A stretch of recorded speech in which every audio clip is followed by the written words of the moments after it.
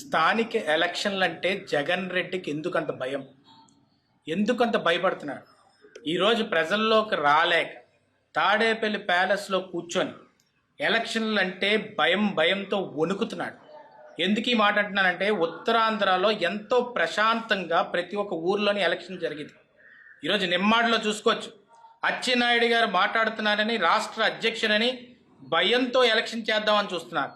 ఎప్పుడన్నా ప్రేమతోనే ఎలక్షన్ చేయాలి.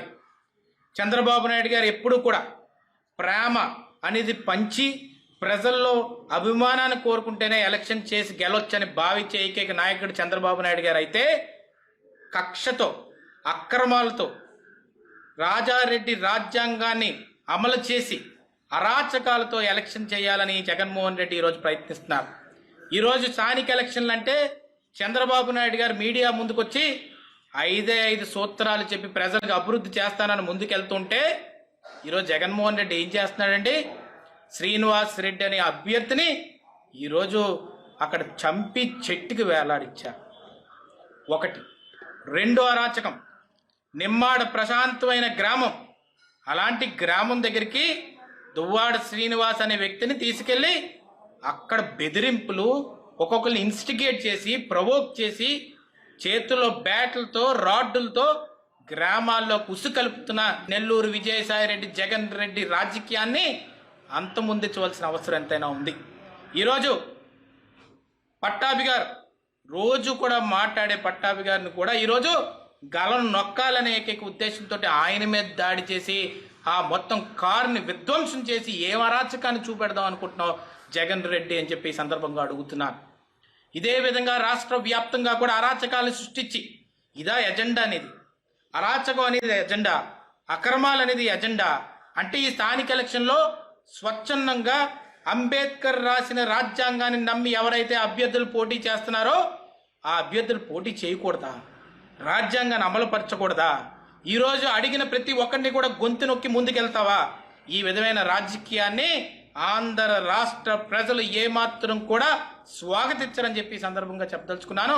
ఉత్తరాంధ్రాన్ని ప్రశాంతంగా ఉంచయ్యా. ఆ నెల్లూరు విజయసాయి రెడ్డిని ఇక్కడ తీసుకొచ్చి ఉత్తరాంధ్ర ప్రజల మధ్యన ద్వేషాలు లేపి ఆ విధంగా ఫ్యాక్షనిజంని ఇంట్రడ్యూస్ చేసి ఈ విధంగా ప్రశాంతమైన గ్రామాలని ఈరోజు అరాచకాలతో, కుల రాజకీయాలతో, మత రాజకీయాలతో కొట్టుకునే విధంగా ఏ విధంగా ఈ రాజకీయం చేస్తున్నావు జగన్ రెడ్డి అని చెప్పి ఈ సందర్భంగా అడుగుతున్నాను. అందుకే యువకుల భవిష్యత్తు గురించి ఆలోచించు, క్యాపిటల్ ఎలా నిర్మించాలో ఆలోచించు, పల్లెల్ని ప్రశాంతంగా ఎలా ఉంచాలో ఆలోచించు. అంతేకాని ఈ విధమైన అరాచకాల మీద మాత్రం దృష్టి పెట్టొద్దని చెప్పి ఈరోజు ముఖ్యమంత్రి జగన్ రెడ్డి గారిని నేను కోరుతున్నాను. విజయసాయి రెడ్డిని తక్షణమే ఈ ఉత్తరాంధ్రాన్ని తీసుకెళ్లి ఆ నెల్లూరులో పడేసేయి, లేకపోతే ఈ ఉత్తరాంధ్రాన్ని సుఖంగా ఉంచేలా కనబడట్లేదు. ఈరోజు నీట్గా ముందుకి దమ్ముండే నాయకుడు అయితే, సత్తా ఉన్న పార్టీ మీ వైఎస్ఆర్సీపీ పార్టీ అయితే, అరాచకాలు చేయకుండా ప్రజల మధ్యకొచ్చి నాకు ఓటేయండి అని అడుగు. అప్పుడు ప్రజాస్వామ్య బలం ఏంటో, పవర్ ఏంటో నీకు తెలుస్తుందని చెప్పి ఈ సందర్భంగా చెప్పదలుచుకున్నాను.